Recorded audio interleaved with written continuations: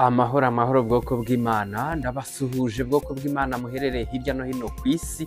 Yego, amahoro y'Imana n'ubuntu bw'Imana bigwire muri mwe, mubiheshejwe no kumenya Imana na Yesu umwami wacu, umucunguzi wacu. Yego, basuza ni mugenzi wanyu bwoko bw'Imana Sibomana Anastasi, n'ubundi turi ku murongo wa Irera TV1, ahandi duhurira turi benshi cyane muri cya kiganiro tumenye amateka mu iyobokamana nk'ubwoko bw'Imana, dore yuko ibyo twigira kuri uyu murongo n'ibyo twigira hirya no hino mu materaniro nk'ubwoko bw'Imana nibyo by'ingenzi kuri twebwe ndetse na bagenzi bacu ndetse n'abazadukomokaho. Rero ku bw'agaciro k'ibyo tuba turimo twigira hamwe, niyo mpamvu dushakisha buryo ki twabibika cyangwa twabizigama kugira ngo biturengere mu gihe cyacu, ndetse n'abazadukomokaho nabo bikazabarengera, ndetse nabo bazabakomokaho nabo bikazabarengera. Rero ntukabyihererane, ahubwo n'ibyo wamenye ubimenyeshe bagenzi bawe. Rero tugiye kurebera hamwe incamake y'amateka yaranze iyi tariki ya 14 z'ukwezi kwa mbere nk'ubwoko bw'Imana. Muri aya mateka turasangamo umudiplomate wa Espagne, akaba n'umwanditsi, akaba yarasohoye dialogue ku nyigisho za Gikristo. Muri kino kiganiro tumenya amateka mu iyobokamana, kandi turabonamo impamvu gukoresha amahirwe yose twahawe ari itegeko. Turareberamo nyine impamvu gukoresha amahirwe yose twahawe ari itegeko. Yego, nk'ubwoko bw'Imana muzi ko duterwa ishyaka no kwiga ijambo ry'Imana ndetse no gusobanukirwa icyo Imana Data twese ishaka, kugira ngo dukore igikwiye nk'abazagorerwa ingororano mu bwami bw'Imana. Yego, n'ubundi ni ibintu bizwi yuko nk'ubwoko bw'Imana intego yacu ni ukumenyekanisha ukuri kw'ijambo ry'Imana, by'umwihariko kumenyekanisha inzira y'ukuri ijya mu bwami bw'Imana. Rero ubwoko bw'Imana buri gihe buri hano kuri buri gikorwa doza umutima ku by'iwacu mu ijuru. Ntusanga n'ubundi ikintu umuntu aharira igihe kirekire mu buzima bwe, agatanga imbaraga n'ubutunzi ku bw'intego y'icyo kintu, icyo kintu niyo mana ye, cyangwa icyo kintu nicyo kiraza guhishura Imana ye nyirizina. Rero nk'ubwoko bw'Imana tugiye kurebera hamwe aya mateka ku buryo burambuye yaranze iyi tariki, ariko turareba ese abantu babayeho mu gihe cy'aya mateka turimo kuvuga bakoraga ibyo Imana yashakaga. Twebwe turareba aya mateka, none icyo Bibiliya iraza kuyemezaho nicyo tugomba gukora nk'ubwoko bw'Imana, dore ko Bibiliya ariho dusanga imvugo y'Imana yacu. Yego, ku buryo burambuye aya mateka yaranze itariki ya 14 z'ukwezi kwa mbere. Turebe icyo aya mateka avuga.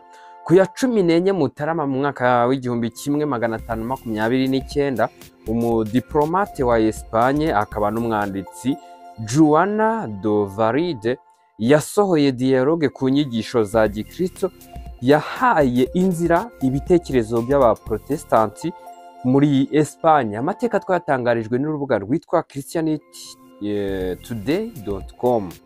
Nk'ubwoko bw'Imana tugiye kureba nyirizina munyihanganire, tugiye kureba nyirizina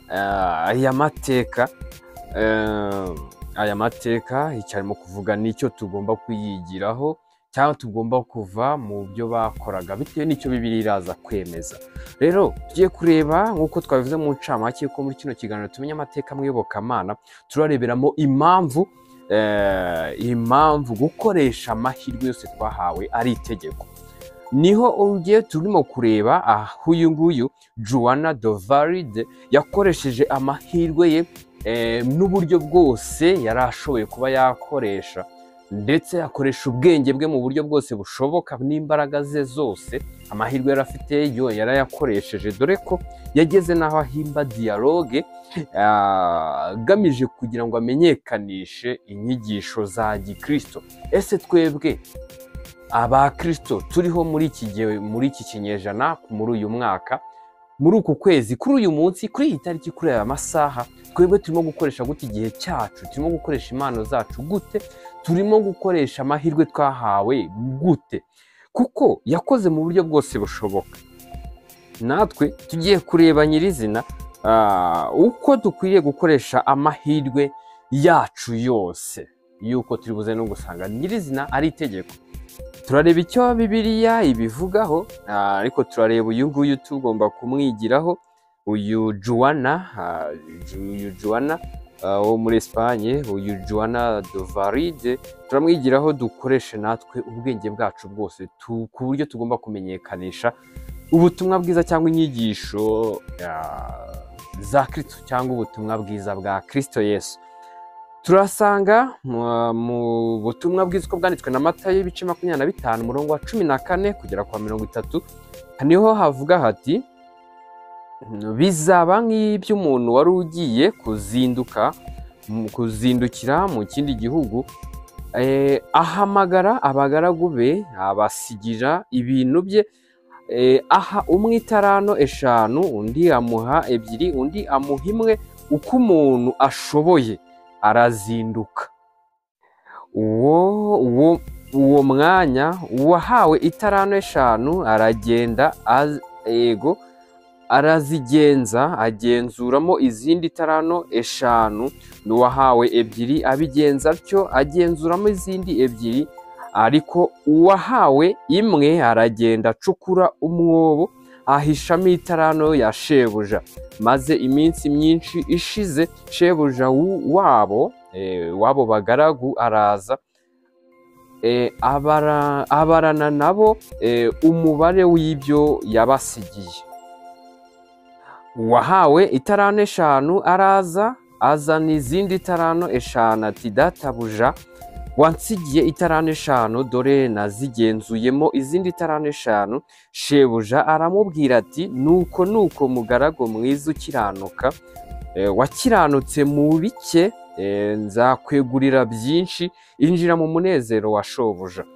N'uwahawe itarano 2 araza aravuga ati databuja wansigiye itarano 2, dore nazigenzuyemo izindi 2. Shebuja aramubwira ati nuko mugaragu mwiza ukiranuka, wakiranutse mu bike, nzakwegurira byinshi, injira mu munezero wa shobuja. N'uwahawe 1 araza aravuga ati databuja narinzi ko uri umunyamwaga, ko usarura aho utabibye, ko uhunika ibyo utagosoye. Ndatinya, ndagenda misha itarano yawe mu butaka, dore ngiyo ibyawe urabifite.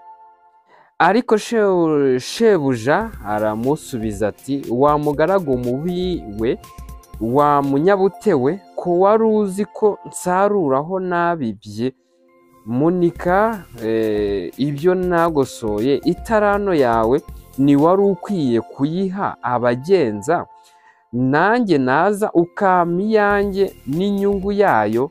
Nuko nimuyimwake, muyihe ufite itarano 10, kuko ufite wese azahabwa akarushirizwaho, ariko udafite azakwa n'icyo yari afite. N'uyu mugaragu ntacyo amaze, mumujugunye mu mwijima hanze, niho bazaririra bakahekenyera amenyo. Ngaha ho tubonye ikigendanye n'uko amahirwe twahawe cyangwa amahirwe dufite kuyakoresha ari itegeko. Niho turimo kubona nyirizina cy'uyu mugani cyangwa icyo Yesu Kristo yabwiraga cyangwa yifashishije arimo kwigisha abantu.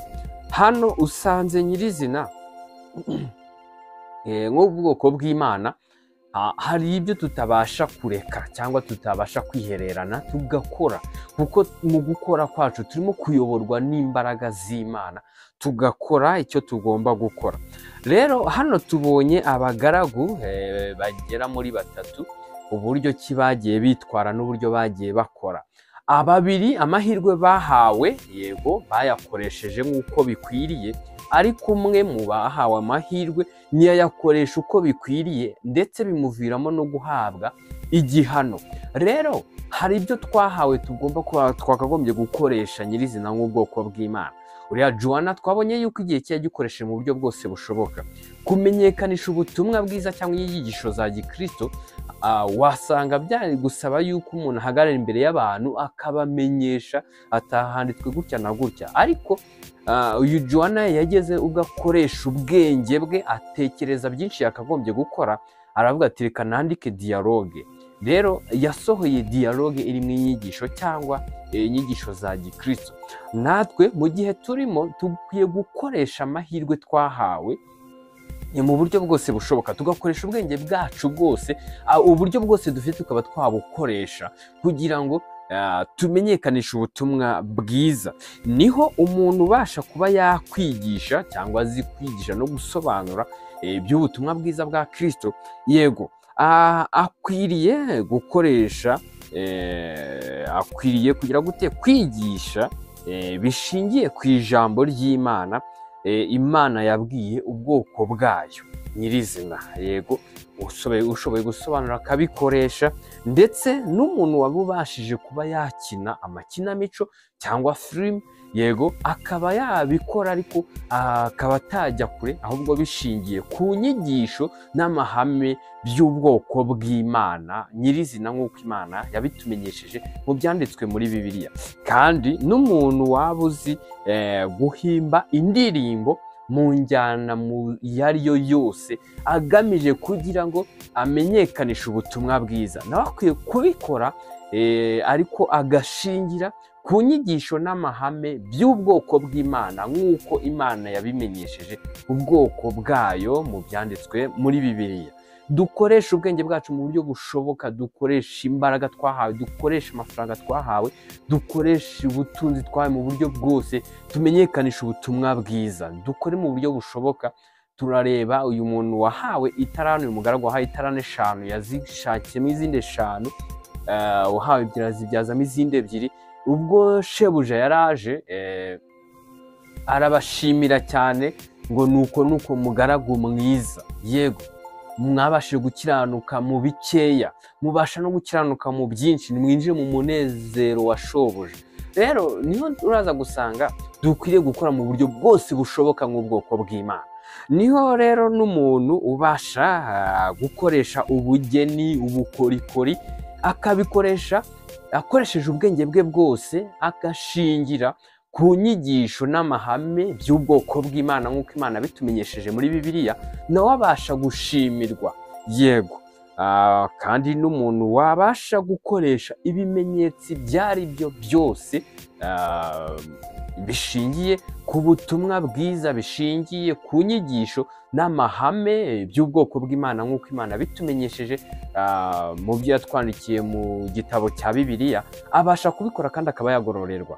Ariko nyirizina uraza usanga umuntu uri buze gupfusha igihe cye cyangwa gupfusha ubusa amahirwe yahawe, icyo gihe n'ibihano birahari, nk'uko dusanze n'uyu mugaragu utarabashije gukoresha itarano yahawe nk'uko bikwiriye. Yego, uyu nguyu yarayambuwe ndetse abasha no gushyirwa mu bihano.